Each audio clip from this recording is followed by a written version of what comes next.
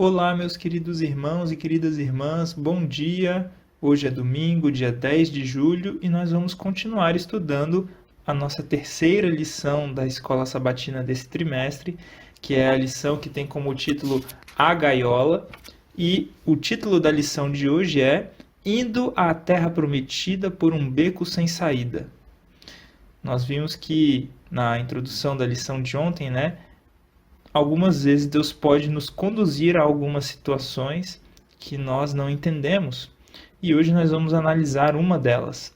Bom, antes de nós começarmos, vamos orar a Deus pedindo que Ele abra o nosso entendimento, que Ele venha nos ensinar? Oremos.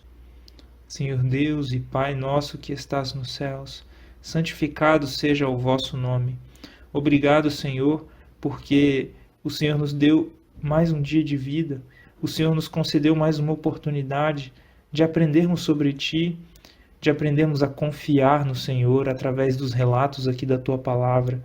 Nesse momento, Senhor, venha nos ensinar, que o nosso coração esteja aberto para aprender, que possamos aprender, Senhor, a confiar em Ti, mesmo nas situações mais difíceis da nossa vida, situações que nós não entendemos, mas que nós possamos aprender a confiar no Senhor.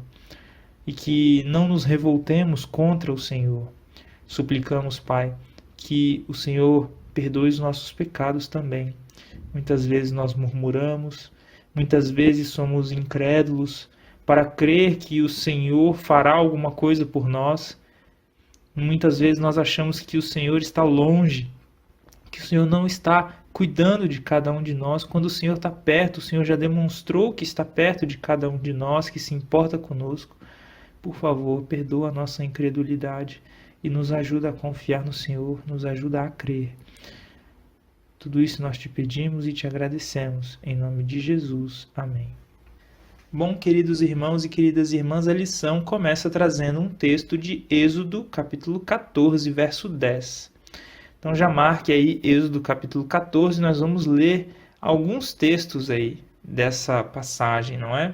Desse trecho das Sagradas Escrituras. E a lição começa aqui trazendo o verso 10. E chegando Faraó, os filhos de Israel levantaram os olhos, e eis que os egípcios vinham atrás deles, e ficaram com muito medo. Então os filhos de Israel clamaram ao Senhor. Vocês se lembram dessa passagem aqui? Vamos ver aqui um pouco mais o que a lição traz para nós. Você já foi vítima de uma armação? Conduzido a uma armadilha ou a um beco sem saída? Em alguns casos pode ser bom, como adentrar inesperadamente em uma sala onde amigos o aguardam e todos gritam surpresa, feliz aniversário. Outras vezes pode ser um choque. Talvez você tenha sido vítima de bullying na época da escola, ou um colega de trabalho tenha tentado fazer com que você parecesse mal. E várias outras situações também aqui, querido irmão, querida irmã. A lição traz apenas alguns exemplos para nós. Do dia em que os israelitas deixaram o Egito até chegarem à terra prometida, o Senhor ia adiante deles, durante o dia numa coluna de nuvem para os guiar pelo caminho, durante a noite numa coluna de fogo para os iluminar, a fim de que caminhassem de dia e de noite. Êxodo capítulo 13, verso 21. Cada parte da jornada foi conduzida por Deus, mas olhe para onde ele os levou primeiro, o lugar em que o mar estava diante deles.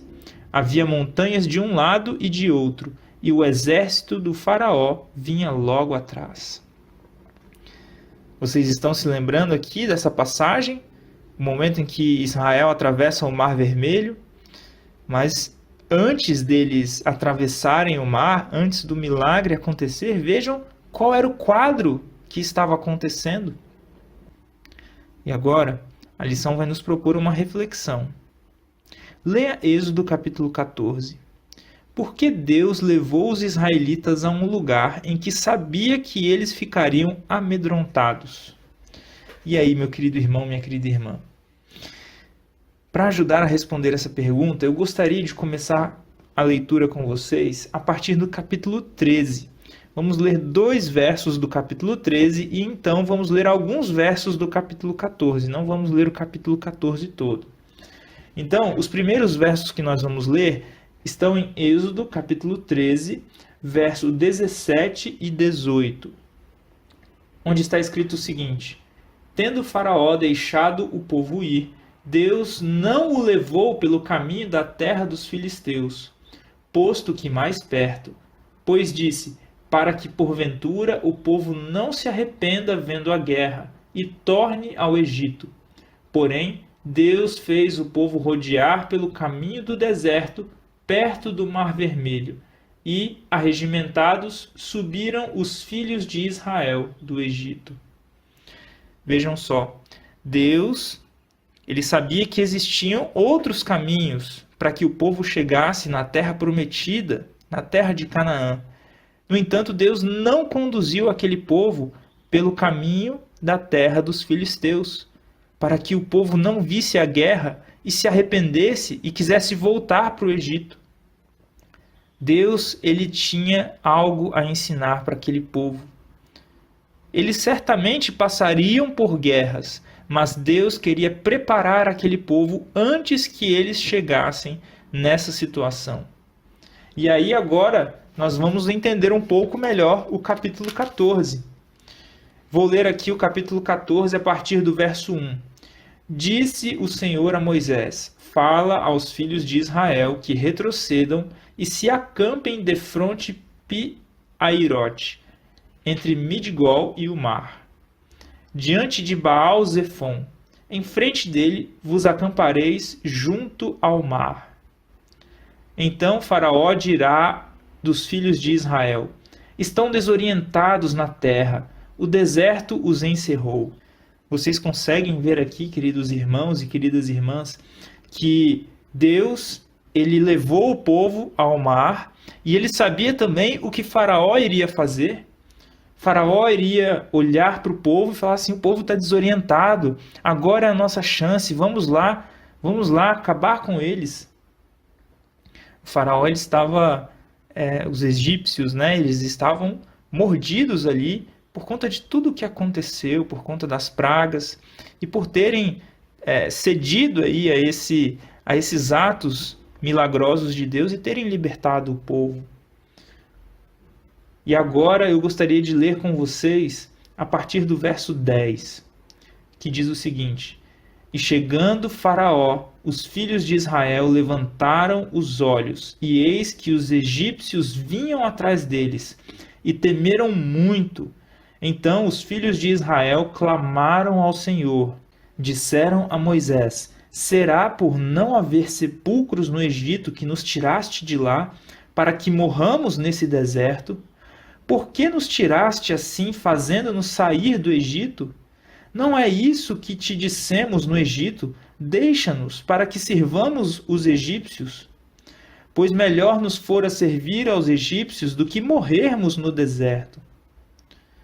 Vejam o desespero do povo diante de uma situação em que eles viram o sobrenatural de Deus atuar. Viram a coluna de nuvem durante o dia, a coluna de fogo durante a noite. Eles viam que Deus estava com eles, no entanto, não confiavam em Deus. E agora, vendo os seus adversários, eles se revoltam e esquecem de tudo aquilo que Deus estava fazendo por eles. E vejam o que eles falaram com Moisés, não é? E agora, a partir do verso 13, olha só o que está escrito.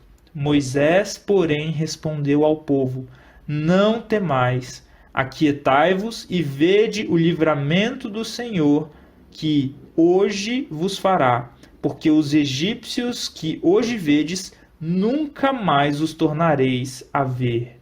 O Senhor pelejará por vós, e vós vos calareis. Deus já havia revelado a Moisés que livraria o povo, né? Ele faria alguma coisa, e Moisés confiou em Deus. E essa foi a resposta de Moisés ao povo. E agora, passando aqui, nós temos na continuação o relato, que nós não vamos ler, mas eu encorajo fortemente que vocês leiam o restante do relato. Nós vamos passar direto para o verso 31. Vamos direto para o verso 31. E viu Israel o grande poder que o Senhor exercitara contra os egípcios. E o povo temeu ao Senhor e confiou no Senhor e em Moisés, seu servo. Vou ler novamente. O povo temeu ao Senhor e confiou no Senhor e em Moisés, seu servo. Deus queria ensiná-los a confiar, queridos irmãos e queridas irmãs. E a lição comenta o seguinte: seguir a coluna não assegura felicidade em todo o tempo. O que é a coluna aqui? Lembre da história do povo de Israel, que nós acabamos de ler aqui. A coluna representava a presença de Deus. Então, seguir a Deus não assegura felicidade em todo o tempo. E a lição continua dizendo: às vezes é uma experiência difícil, porque o treinamento na justiça pode nos levar a lugares que testam o nosso coração, o qual é enganoso, como diz lá em Jeremias, capítulo 17, verso 9. Vamos ler Jeremias, capítulo 17, verso 9? Está escrito assim: enganoso é o coração, mais do que todas as coisas, e desesperadamente corrupto. Quem o conhecerá? Gostaria de ler com vocês o verso 10 também. Eu, o Senhor, esquadrinho o coração e provo os pensamentos, e isto para dar a cada um segundo o seu proceder, segundo o fruto das suas ações. Olha só, que importante, querido irmão, querida irmã. Nosso coração ele é corrupto, mas Deus conhece o nosso coração e Ele prova o nosso coração. Precisamos nos lembrar, queridos irmãos e queridas irmãs, que Deus ele tem a intenção de nos salvar. E quando essas provas nos sobrevêm, muitas vezes Deus está operando alguma coisa para manifestar o que está no nosso coração, para que nós possamos enxergar, não foi isso que nós estudamos na lição da semana passada? Para que então possamos ir até Ele, pedir socorro, pedir ajuda. E aí Ele nos ajudará e isso produzirá o quê? Experiência. E a experiência produzirá esperança. E a lição continua dizendo: nas dificuldades, a chave para saber se estamos seguindo a Deus não é necessariamente a ausência de provações, mas estar aberto à instrução divina e à submissão contínua de nosso coração à sua liderança. Eu achei essa declaração muito importante. Muito, muito, muito importante. Não necessariamente teremos ausência de provas, mas precisamos estar abertos à instrução divina. Precisamos submeter o nosso coração à liderança de Deus. Senhor, o que o Senhor quer que eu faça? O que o Senhor deseja com essa situação? Qual é o caminho que o Senhor deseja que eu trilhe? Eu sei que o meu coração quer isso, isso e aquilo. Ou eu não quero isso, isso e aquilo. Mas o que o Senhor quer? Eu quero confiar no Senhor. Querido irmão, querida irmã, você deseja fazer essa oração também? Entregue o seu coração a Deus. A lição traz aqui uma segunda pergunta. Que lição os israelitas aprenderam com essa experiência? E pede para que nós leiamos Êxodo 14:31. Nós já lemos aqui, mas vamos ler novamente. E viu Israel o grande poder que o Senhor exercitara contra os egípcios. Primeira lição: Deus é poderoso.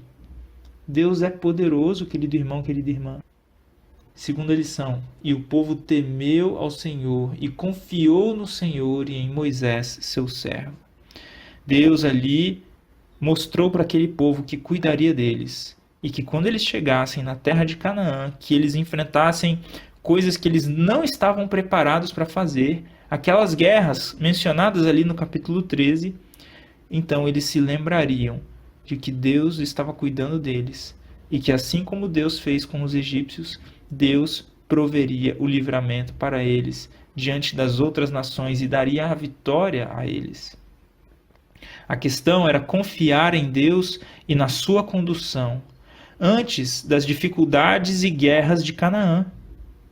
Deus queria lhes ensinar a confiar. Conseguiram perceber?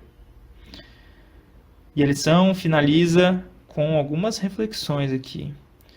Por que confiar em Deus às vezes é tão difícil, mesmo conhecendo muitas das suas maravilhosas promessas? Relembre uma situação difícil a qual você crê que o Senhor o tenha conduzido a fim de lhe ensinar a acreditar nele e a temê-lo. Querido irmão, querida irmã, você passou por alguma situação assim?